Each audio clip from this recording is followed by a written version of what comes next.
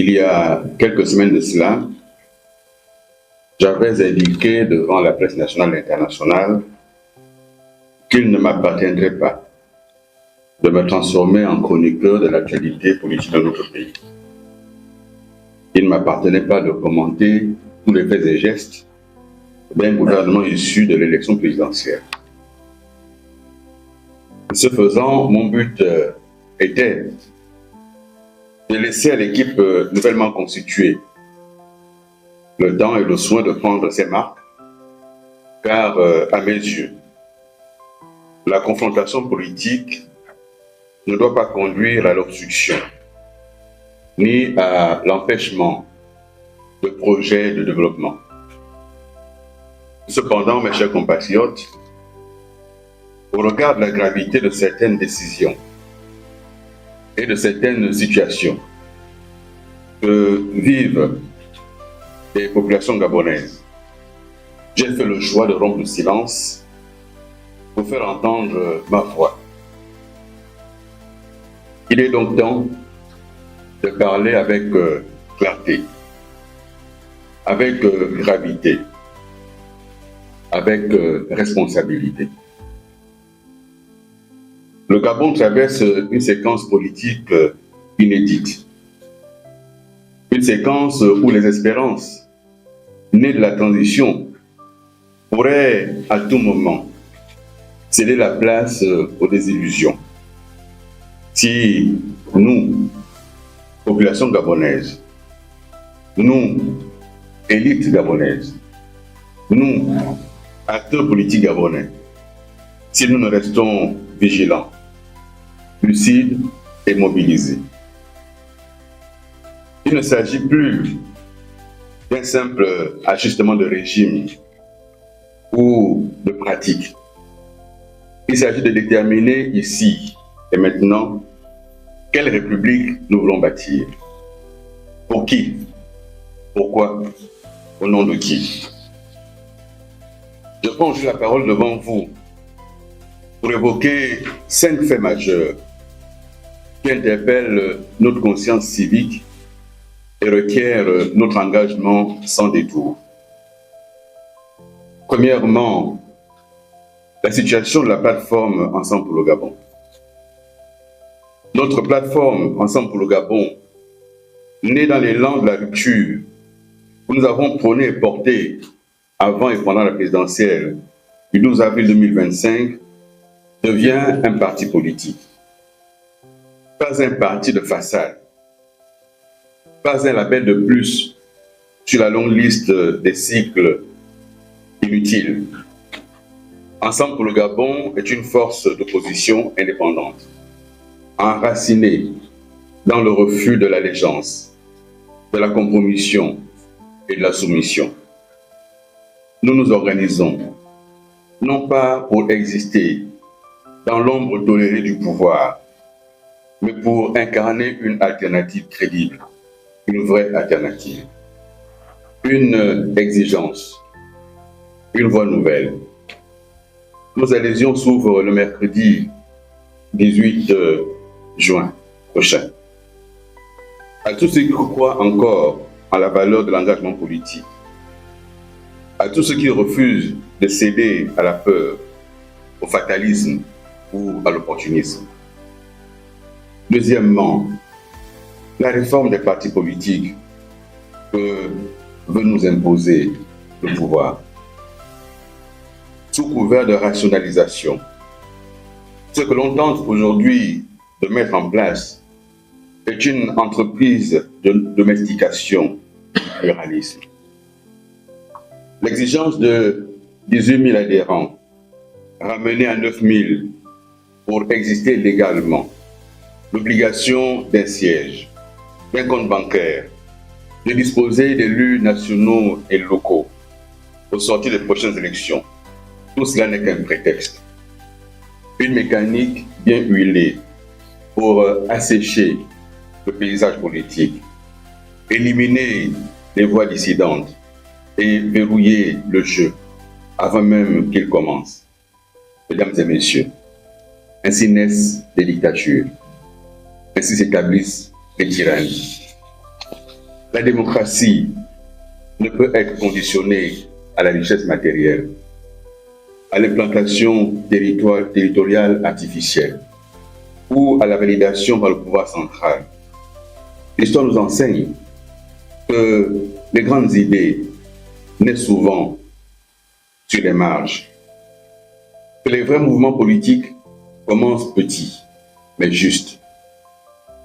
Derrière cette prétendue réforme, ce que l'on prépare, c'est une démocratie administrée, une démocratie encadrée, une démocratie caporalisée, nettoyée de ses aspérités, domestiquée par les chiffres, une démocratie de sélection et non d'expression, une démocratie de contrôle et non de confrontation. Nous disons non à cette vision, non à cette imposture. Troisièmement, mes chers compatriotes, ce que, à nos yeux, signifie la nomination de M. Henri-Claude Uyema. Ce n'est pas de la compétence de l'homme qu'il s'agit. Ce ne sont pas ses capacités managériales qui sont en cause. C'est le signal politique que cette nomination envoie. M. Henri-Claude Uyema concentre désormais les fonctions économiques stratégiques de l'État, tout en gardant le contrôle d'une banque systémique avec l'accord de ses actionnaires et en même temps la direction d'une institution boursière régionale. C'est une anomalie démocratique. C'est un mélange de genres, un danger pour l'équilibre des pouvoirs, une grave atteinte à tous les principes de bonne gouvernance, une violation flagrante des lois nationales et des directives communautaires. On ne gouverne pas un pays comme on gère une entreprise privée. On ne réforme pas l'État en s'appuyant sur un oligopole. On ne modélise pas la République en la livrant à la démocratie d'un seul homme. L'éthique, aussi bien publique que personnelle, impose des lignes rouges. Et ces lignes rouges sont aujourd'hui allègrement franchies. L'État se trouve donc assujetti au bon vouloir d'actionnaires privés qui seuls peuvent décider du moment où le ministre des Finances abandonnera ses autres mandats. Cela n'est pas acceptable en démocratie et nous le dénonçons. Par ailleurs, l'économie, la politique, la finance et la garde républicaine, corps d'élite ne dépendant que du seul président de la République, ne peuvent pas être logés dans le même village, la même maison, entre les mains d'un cercle restreint. En d'autres pays, ça s'appelle un cartel. C'est inacceptable. Cette concentration est un danger pour l'État. Elle est un danger pour la République, mesdames et messieurs. En quatrième lieu, l'étrange silence du président de la République sur l'affaire Mbagnier. Dès l'annonce du verdict de la Cour internationale de justice, l'opinion nationale s'est emballée. L'opinion internationale s'est interrogée. Nous avons nous-mêmes dit qu'il convenait en pareille circonstance d'éviter toute polémique, car il s'agit d'une question de souveraineté nationale et qui requiert l'unité de la nation tout entière. La communication gouvernementale, ainsi que les explications des experts désignés pour ce dossier, n'ont pas suffi à clarifier les débats, à apaiser les esprits, car tant de questions demandent sa réponse. Première question, qu'en est-il en définitive de la souveraineté du Gabon sur les îles Mbagnier, Cocotier et Konga? Une fois qu'on a entendu ce qu'on a entendu, que retient-on? Le drapeau gabonais va-t-il continuer à flotter à Konga, Mbagnier, Cocotier, oui ou non? C'est la seule question qui vaille. Deuxième question. On nous a parlé de négociations avec la Guinée équatoriale. Sur quoi ces négociations devraient-elles porter? L'opinion doit le savoir. Troisièmement, quelles sont les localités gabonaises ou équato-guinéennes qui seraient en négociation, en discussion éventuelle entre les deux pays et qui compose la délégation qui négocie. Sur quelle base? Sur quel fondement? Quatrième question, mesdames et messieurs. Quelle était l'urgence pour le président gabonais d'aller passer un séjour en Guinée équatoriale, supposée visite d'État, pour discuter de quoi? Négocier de quoi? Avec un voisin avec lequel on pourrait avoir demain de lourds contentieux territoriaux. Que signifie cette visite? Une fois qu'on a à l'esprit l'étrange ingérence de la Guinée équatoriale dans l'élection présidentielle gabonaise, une fois qu'on a à l'esprit également le verdict Mbagnier, et une fois qu'on a à l'esprit la symbolique de la première visite d'État d'un chef nouvellement élu à un pays, ça a toutes les significations que ça peut avoir. Et nous attendons du chef de l'État une prise de parole officielle. Pas les experts. Les experts n'ont pas été élus. Ils ne peuvent pas rendre compte au peuple. Ils ne peuvent pas répondre du peuple. C'est une question aussi importante que la souveraineté nationale. La voix du chef de l'État, par ailleurs chef du gouvernement, est attendue. Nous attendons des explications de la part du premier qui nous représente, les raisons pour lesquelles le Gabon aurait perdu Mbagnier. Il faut une explication claire et nous l'exigeons. Cinquièmement, et c'est le cœur de la conférence de presse, mesdames et messieurs, les destructions massives des habitations après Noureti. En effet, comme vous le savez, les populations du quartier Pénoureti et ses environs sont dans une détresse sans nom, une détresse sans pareil, une détresse jamais connue de manière délibérée dans notre pays. Là où s'érigeaient des maisons d'habitation, des commerces, des écoles, des cliniques privées, ne subsiste que ruines et désolation. Derrière une maison que l'on casse, ce sont des vies que l'on brise. Dans ces maisons, des enfants sont nés. Dans ces maisons, des anniversaires ont été organisés. Des baptêmes ont été organisés. Des diplômes ont été fêtés. Il y a eu des deuils également. Ce sont des vies brisées qu'on ne reconstruira pas. A-t-on le droit de le faire en 2025 à son propre peuple? Des centaines de familles ont été jetées à la rue par l'État. Pas un tremblement de terre, pas une tornade, une décision délibérée de l'État. Sous prétexte d'un projet d'aménagement, construction d'une cité administrative.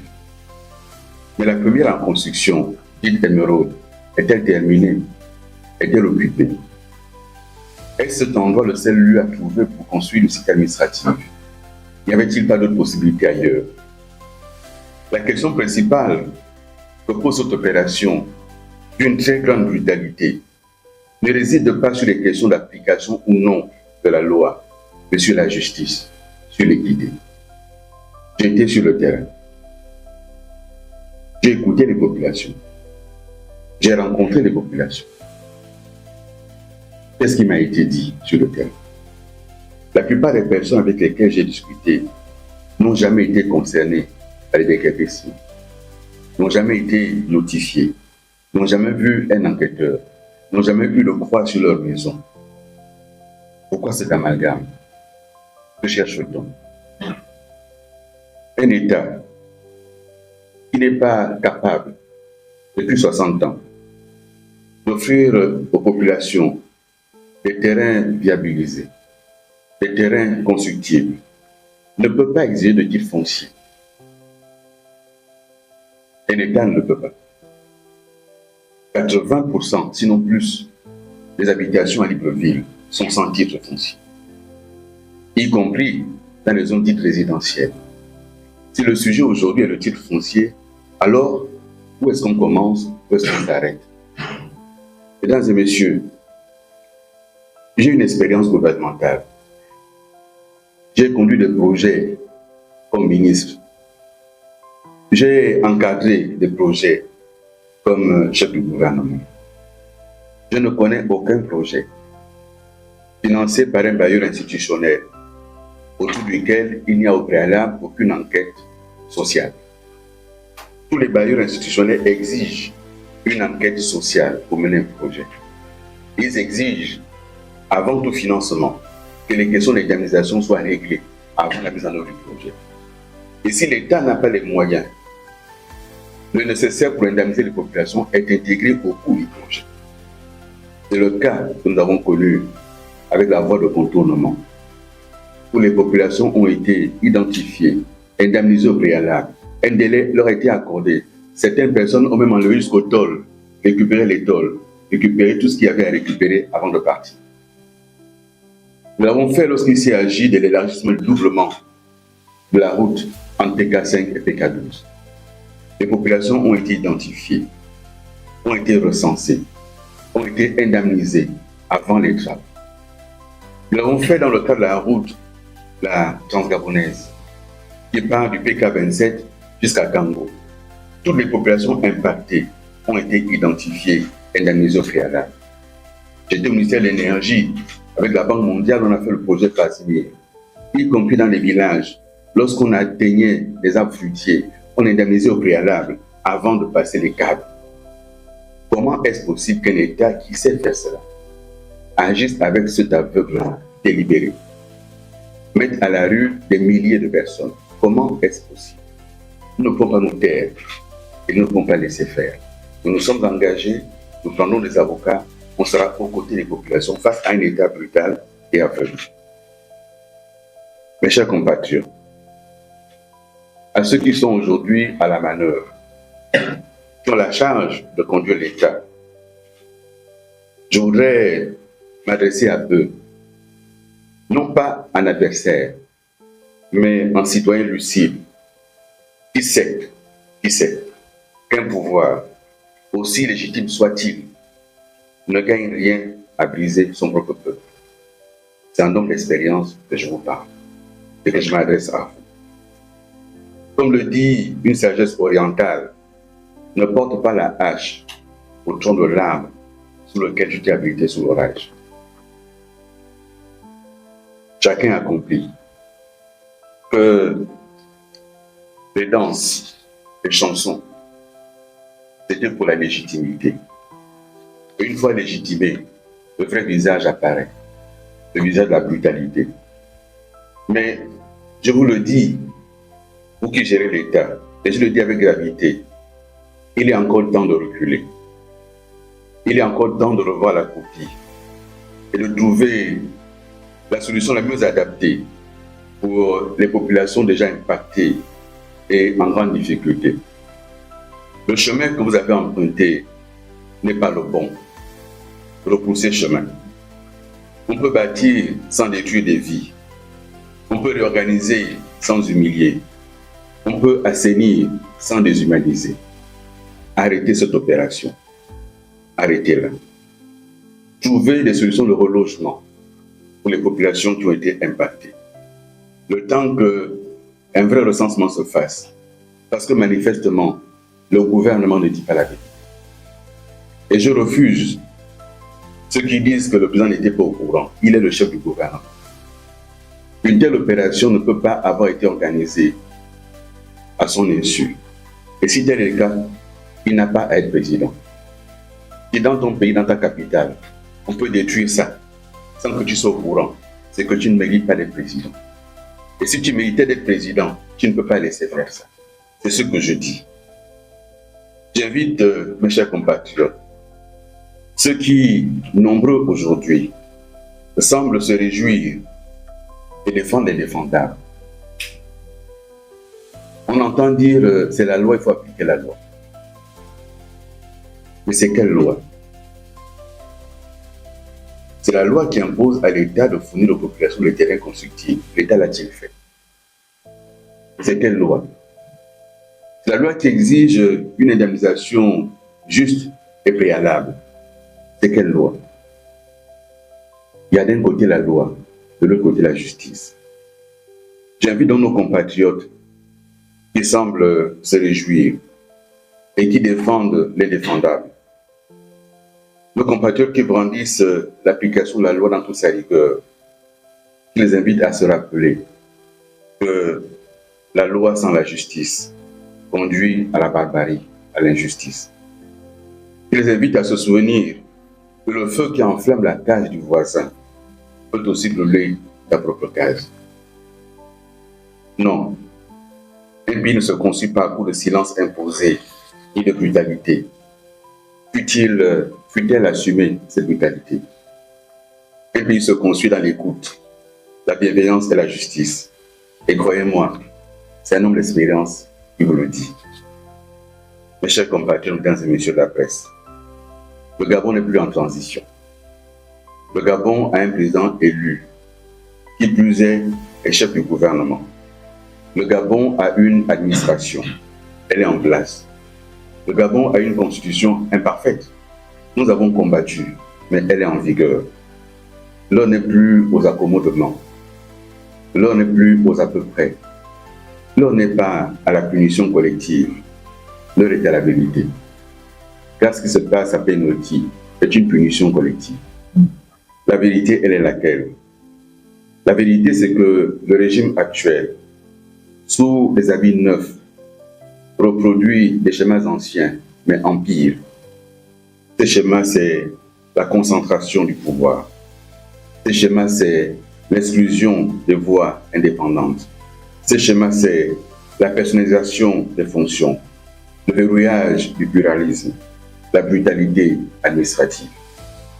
Mais nous ne nous tairons pas. Nous ne négocierons pas notre silence. Nous ne couperons pas à l'échine. Ce pays mérite une autre gouvernance. Ce pays mérite une autre vision. Ce pays mérite un autre souffle.